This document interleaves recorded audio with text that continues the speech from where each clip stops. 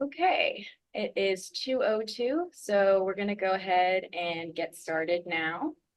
So, hello everyone. Thank you all for joining us today. It's exciting to be with you all. Thanks for taking time out of your summer to come and learn about authentic assessment. My name is Kira Dickey, and I'm the Market Development Manager here at Peerceptiv, and I'm excited to be your host today alongside my colleague, Jonathan Olshaw. Before we dive in, just a couple of housekeeping items. This session is being recorded, and we will share the recording along with additional resources with everyone registered.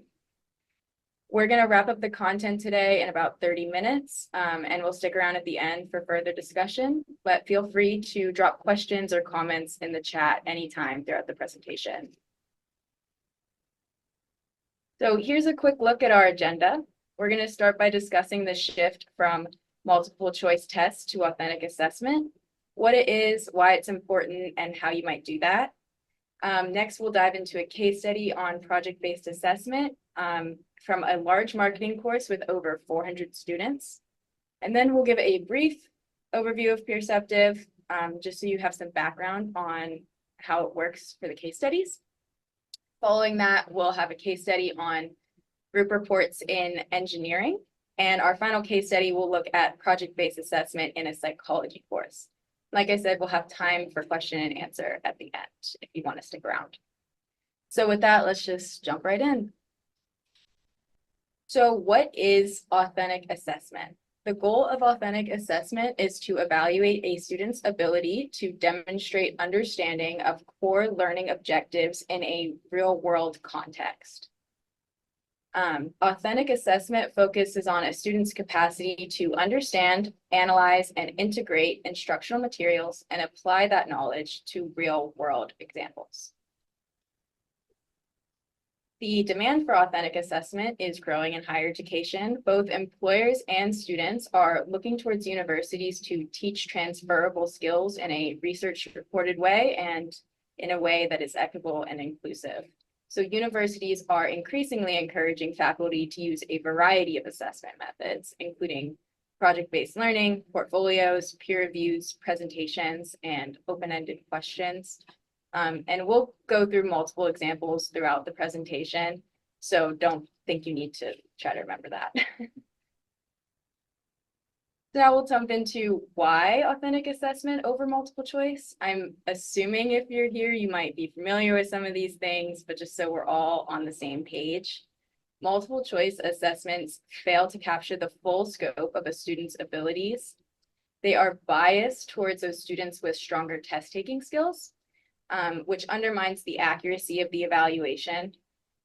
Additionally, there is no mechanism for students to receive feedback, which means they miss out on valuable learning opportunities for improvement.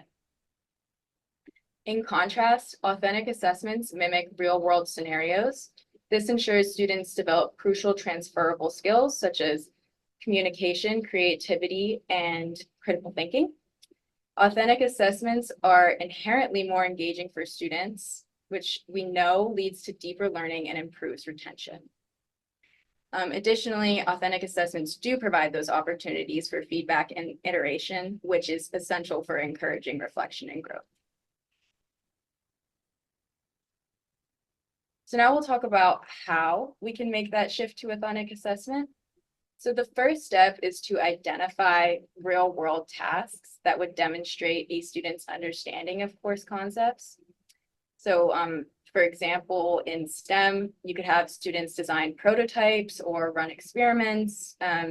Nursing and pre-med students might do clinical case studies or stimulate patient care scenarios. And those certainly aren't the only examples. So feel free to drop them in the chat. We have a variety of professors and a variety of different disciplines here with us. So share those ideas in the chat if you have them.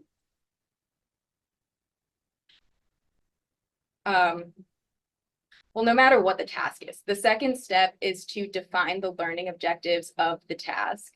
So creating a rubric helps clarify students' expectation, reduces subjectivity in grading, and it makes it easier for both instructors and students to identify specific areas for improvement, which in turn fosters more targeted and actionable feedback.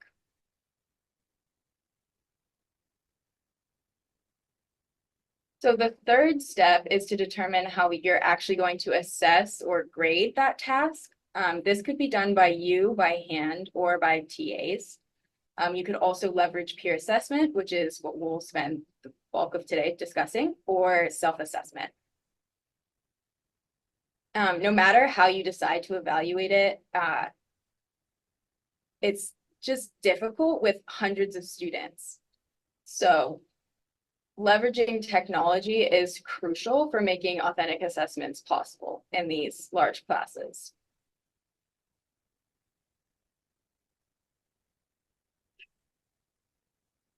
So now that we've discussed the importance of implementing authentic assessments and the basics of how to do it, I'm going to turn it over to Jonathan, and he's going to discuss how these concepts are put into practice through a case study. So Jonathan, I'm going to stop sharing my screen now. Thanks, Kira, and welcome everybody. Thank you for spending some time with us. One of the most exciting parts of what we do here at Peerceptiv is enabling instructors or instructional designers like yourselves to really teach the way they want to teach and provide students with the experience that they would find to be useful out in the workforce and prepare them for the actual real world, as we call it. So authentic assessment is one of those ways. An authentic assessment, I can tell you from being a former educator myself, when we transitioned from more classic types of rote memorization assessments to a performance-based or an authentic assessment, there are a number of challenges, and Kira has started to outline some of those. But what I found personally the most challenging was the assessment piece and the feedback piece. So how do we get students to understand the objective of the task? Because it is oftentimes more exciting and more hands-on. So we still have to focus their attention and energy on the learning outcomes. And one of the ways to do that is through peer feedback, peer assessment, and good learning objectives. So we're going to outline these case studies, show you a little bit of the system, and then help you to start thinking about how this might open up some of those possibilities in your classroom that you want to do with your students. So Thomas Burnham, who you see on your screen here from University of Nevada, Reno, it was one of these instructors who was teaching pretty classically. He was lecturing student work in a textbook and then having them do a series of multiple choice and short answer exams. The reason he felt he had to do this was because he has about 400 students in his course. So, and he only had one TA, but he was teaching a 400 level marketing course, and he knew that the way that he was having the students apply their knowledge wasn't how they were actually going to apply their knowledge when they got a job. And he wanted to see if he could find a way to transform his classroom from that rote memorization and kind of classical lecture and test format to a more hands-on, real world scenario based type of learning environment. So he was fortunate enough to get in contact with us here at Peerceptiv, and we were able to help him with a couple of those pieces. So when Kira talked about providing the task, he knew what he wanted his students to do, and I'll describe that now. So what he wanted to do was create a semester-long project where he assigned students a brand, and he said, you're going to be marketing professionals. What I want you to do is develop this brand over the semester. You're going to create a logo. You're going to work on a pitch deck. By the end, you're going to present an elevator pitch so that you can try and convince people to use your product. And he wanted them to actually go through the motions of this and apply what they're learning from his lectures and text to those processes. So he was able to, and kind of when he first reached out to us, what was holding it back was the ability to, how can I possibly even manage the documents, first of all, that will be submitted for this type of product? How can I assess whether the students are applying that knowledge to this? And how can I get them feedback? So peer assessment is a great way to do that. And what he ended up doing was replacing all those multiple choice assessments with 6 different checkpoints throughout the semester. And at those 6 different checkpoints, he had peer review and peer assessment in place so that they could assess the quality of the projects to that point and get students feedback so they could iterate and improve in the future. By the final summative assessment, that's when he and his teaching assistant stepped in and started to do some of their own grading as well. he allowed his students to either work in groups or work individually, which is another reason why you would need technology, is to help facilitate good group management. And what he wanted to make sure was that all content knowledge and skills were validated, and he used peer assessment for that. So that was how he transformed his course. He's been teaching this way now for 3 years, over 6 semesters, and the feedback he gets from his students is actually really inspiring. So every semester he sends a survey out to the students and they respond to him. And one of those questions is about Peerceptiv, which is peer assessment, versus traditional exams. And almost every semester for sure, it just depends how much, the students always strongly agree that they prefer this style of learning over the more traditional lecture and exam type of format. We will share these slides out at the end. I won't read each individual student quote here, but the students are very happy at the end, and it's reflected in his end of course evaluations as well.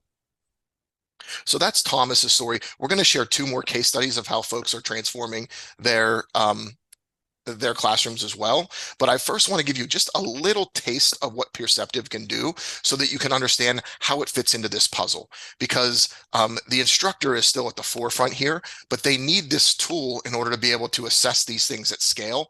And scale for someone might mean 40 students. Scale for others might mean 1,500 students. And we've seen all of that. So with Peerceptiv, it was born out of a research project at the University of Pittsburgh, funded by the NSF and the IES. There's been over 20 years of research and development, dozens and dozens of published papers. And what we've been able to accomplish with Peerceptiv is a multi-peer assessment platform that produces a grade that's as valid and more reliable than a single instructor scoring those same artifacts. It can facilitate any type of product submission. So if you want to have your students submit a video, wonderful, that can be evaluated in Peerceptiv. If you want to have your students create a portfolio and submit a link to a portfolio website, that can be facilitated as well. We still see a lot of writing products where the students are writing papers or research project proposals. I saw that in the chat that someone said one of their great scenarios that they put forth is submit a solution to a problem that the UN has posted. So that's a lot of writing types as well. All right, so the last thing here before I jump in and show you what Peerceptiv looks like is integration. So we want to make this as seamless as possible, especially if you're teaching in those online courses. So Peerceptiv uses the OneEdTech certified LTI integration to integrate with any major LMS. These are the 4 biggies that we typically see, but there are many other LMSs that we've worked with in the past as well. So students have single sign-on, instructors have single sign-on. It's as if you're not leaving your LMS environment, so the students can complete all their work in Peerceptiv without creating an account.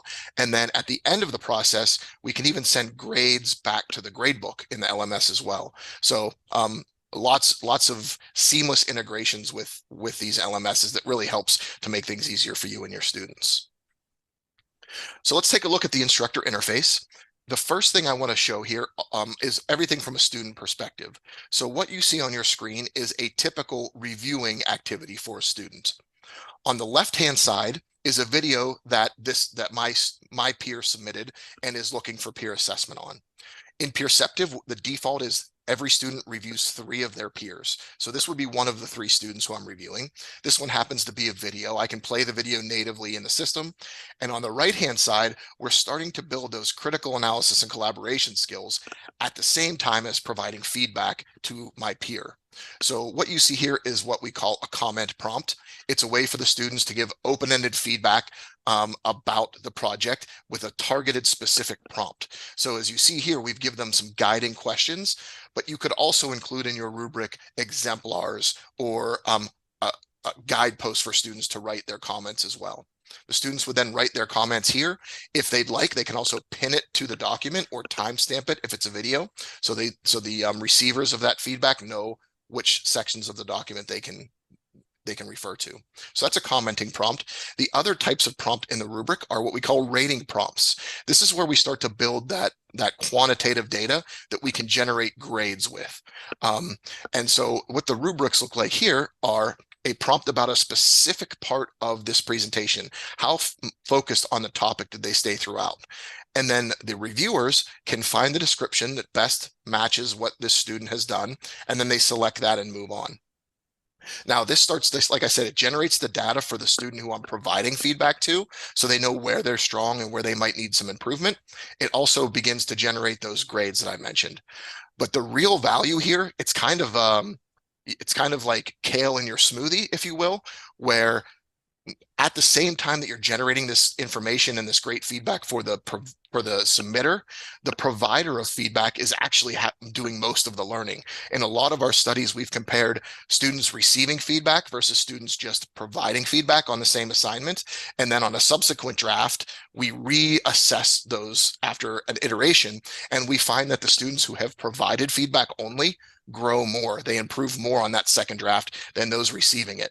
So it's one of those double benefits where we can generate great data, generate grades, and at the same time, we're improving learning for the providers as well. The last screen I want to show here is the results screen for students. So this is what they see at the end of an assignment after they've received their 3 peer reviews. On the right-hand side here, we have all of the comments from those open-ended types of prompts. And you can see here I can filter by the name of the prompt to kind of drill down into which topic I'd like to get feedback on. This middle card is a breakdown of how I scored on each of those rating prompts. So this particular student here, it looks like they did pretty well in most of the domains, but there is this one area, narrative purpose, where they could use some improvement. So that's good information for the student to know already, because now they know if I'm going to iterate on this and provide a second draft, I'll focus on that. This instructor also pre-baked into these rubrics help resources. So basically what the system is doing, it says anyone who scores below a certain threshold should also receive a resource that is attached to that skill. So in this case, narrative purpose was the struggle, help with narrative purpose, link out to a blog post about that, or link to a video of the instructor coaching them up on how to improve in that area. And there can be a help resource with each one of these ratings as well. The last thing to mention are the grades. Peerceptiv generates one overall percentage grade for the entire process that can get sent back to the LMS. That can be made up of a number of different factors. These are the 4 possibilities. The first one is the submission. What is the quality of that artifact that I submitted as a student according to the rubric? That's part of the grade. But then these other 3 grades here are grades for the quality on the providing side. How well did I interact with my peers as a reviewer? Was I accurate with my scoring? Was I helpful with my comments? And finally, did I complete the task? Did I do all the steps along the way? So those are the reviewing side grades that you can provide to students as well. These can all be weighted and adjusted to meet your specific context. And then one more thing to mention here about accuracy. So every reviewer on every assignment gets assigned an accuracy score. Not only do we use that score to give them a grade for their quality, but it also impacts the results of the people I review. So if Kira and I are reviewing the same submission, and Kira is deemed to be much more accurate than I am, her scoring will have a bigger impact on what you see here than mine will, because I'm not as accurate. So it gets adjusted, and that mechanism is how we're able to provide a valid and reliable grade. Without that adjustment, peer scoring as just a mean, for example, wouldn't be quite as accurate or quite as reliable. All right, so that's the student results screen. I do want to mention one more feature in the system, and because Kira will mention it in a later case study here, and it's our team member evaluation feature. So what I've showed you so far is what happens when a student submits an artifact and then other students in the class review it. That can happen with hundreds or thousands of students. We have automations around how they get distributed. So it's basically once you set that assignment up, it kind of runs itself.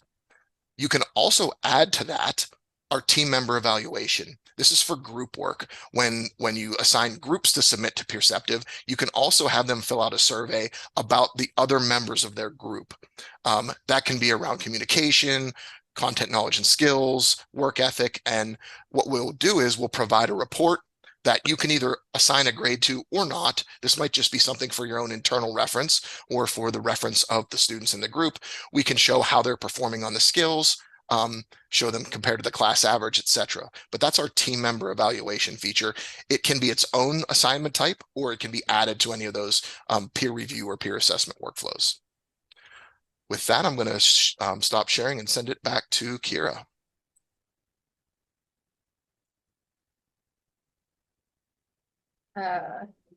Jonathan, you have to, there you go. Sorry about that. Okay, so now we're going to jump into our next case study, which is on Adam Barnes. Adam Barnes is the senior lecturer of electrical and computer engineering at the University of Virginia. I saw we have a couple engineers with us in the room, so exciting. Adam was already using authentic assessments through group projects and presentation, but with 3 large courses, he struggled to manage these assessments effectively without technology. So Adam now uses both peer assessment and team member evaluations.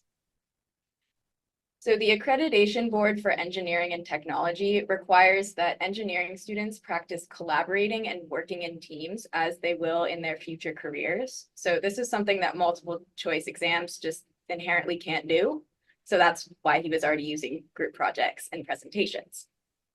But many of you probably know that group projects they're not always every student's cup of tea.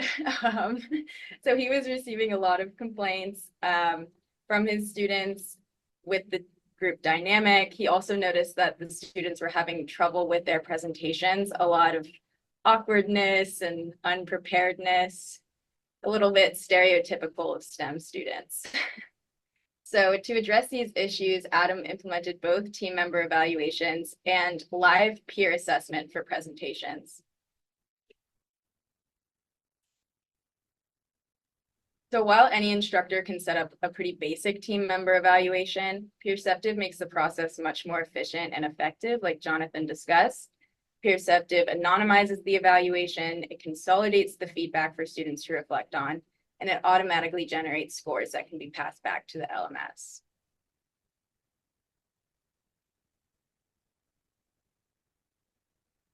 Adam also implemented live presentation review, which is essentially what I said, peer assessment for presentations. So during presentations, students in the audience provide real-time feedback based on Adam's rubric. This ensures students in the audience are paying attention and gives presenters immediate and organized feedback. Having that peer assessment rubric in front of them helps students understand the criteria for success better and prepare for the presentation, which boosts their confidence. Also, knowing that their peers are assessing it rather than just Adam, the instructor, helps alleviate some of that anxiety around presentations. And while they're assessing, students learn from both positive and negative examples, which inspires more improvement in their presentation skills over time. So that wraps up our case study on Adam. Our next and final case study features Dr. Chris Shun. He is a psychology professor at the University of Pittsburgh. And with over 20 years of research in the field, Chris is a leading authority on peer learning and a strong advocate for peer assessment. So he has more than 250 students in his cognitive psychology course. This led him to a situation about 10 years ago where he was looking for a solution to fairly and efficiently evaluate each student on complex performance tasks on a large scale. And Chris, being the expert that he is in peer learning, knew that he needed an effective system for online peer assessment. So he actually developed Peerceptiv as a research project, and it was later commercialized. So now we're here. And Chris continues to use Peerceptiv for his courses and to conduct research on peer assessment. So students in Chris's course complete 4 projects over the course of the semester, either individually or in groups. For each project, students create an interesting infographic that can explain psychological concepts to peers. That's not one from his class, it's just an example to show actual student work here. So whether they are working in groups or individually, each student reviews 3 infographics per assignment, which helps them learn as they review. And with over 107 group submissions per assignment, Chris just cannot possibly micromanage each team and each dynamic of each team. So he relies on that team member evaluation to hold students accountable for quality group work. Peerceptiv syncs the groups from the LMS and administers evaluations only to those students that are working in groups, which helps reduce administrative tasks for Chris because he does have both individual submissions and group submissions. While we're discussing group management, I wanted to quickly mention that we're working on a new group formation feature that will make it much easier for instructors like Chris to create that high number of groups. The group formation tool will automatically group students based on their answers to an instructor creative survey. So look out for that in the fall. So one of Chris's more recent areas of research has been around educational equity and how it relates to peer learning. So this is a graph of data from Chris's course. On the left, you can see average course grades from when he was using multiple choice exams. And on the right is the average course grades when he switched to project-based assessment.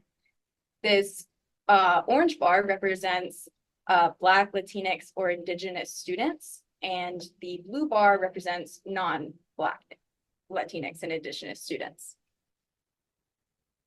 And this clear box represents the gap in grades that you see between the BLI and the non-BLI students. So you can see that switching to project-based assessment improved grades for everyone and also helped to close that gap. So one last thing I wanted to quickly touch on is Chris uses what we call benchmark grading, and this ensures peer scoring aligns with what he would expect if he had graded the assignments himself. So how this works is after peer reviewing is complete, Peerceptiv randomly selects 10 student documents, which Chris then assigns a percentage grade out of 100. The system then compares the peer score to Chris's benchmark and distributes the grade linearly to align with those benchmarks. So you can see on the graph, those white dots are the benchmark percentages Chris has provided, and the black dots are the linear distribution after. So this ensures that each student gets a grade that is directly aligned with Chris's expectations. And with that, we are like right at the end of time today. So I want to thank you all for coming. Again, we appreciate you taking time from your summer vacations to learn about peer assessment. If you have any questions, feel free to drop them in the chat and we can stick around for a moment. Thank you, everyone. Thanks everyone for coming.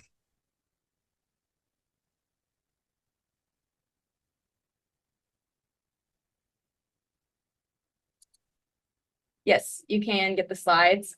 We will also send the recording of this too.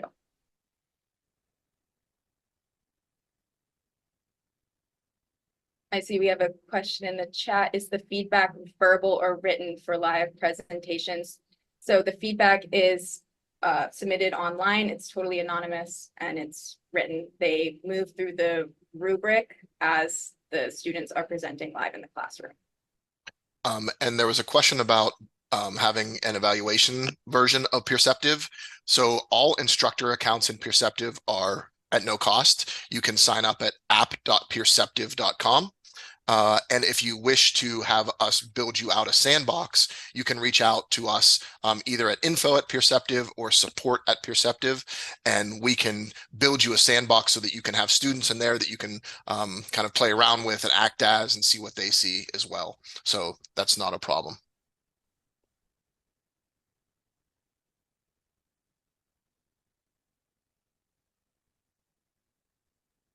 Our support team is great. Also, they have plenty of instructional design experience. They can help you set up those authentic assessments. You just email them. Yeah, and then we did have a question about cost. There is a cost for use depending on what university you're associated with. So we do have a number of campus-wide agreements with universities around the country. So yours might be one of them. We also have department-wide and school-wide engagements as well. And then if you also have the option to make it available to students through the bookstore. That's a very popular method. It can either be available through the bookstore or direct student purchase through our system. If you go that route, the cost per student is $22.50 per course. But if you have higher volumes where you want to buy in bulk ahead of time, then that cost becomes greatly reduced. That's kind of the high end of what you'd pay with a really small implementation of Peerceptiv would be $22.50 per student, and then it would be significantly more reduced the more students that you have involved in the platform per semester. And if you want to find out if your school already has a contract with us and if it would be free for you to use it, just email us info@peerceptiv.com and we can help you get started.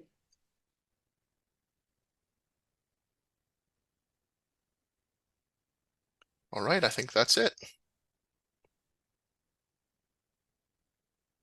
Yes, $22 is significantly less than a textbook. Yep. I had to pay for many $200 textbooks that I barely opened when I was a student. All right, folks. Well, thank you very much. Appreciate it. We'll send out lots of resources, including how you can reach out about a sandbox and get more information. So appreciate it very much. And hopefully you can join us at another webinar in the coming weeks. Thanks so much, everyone.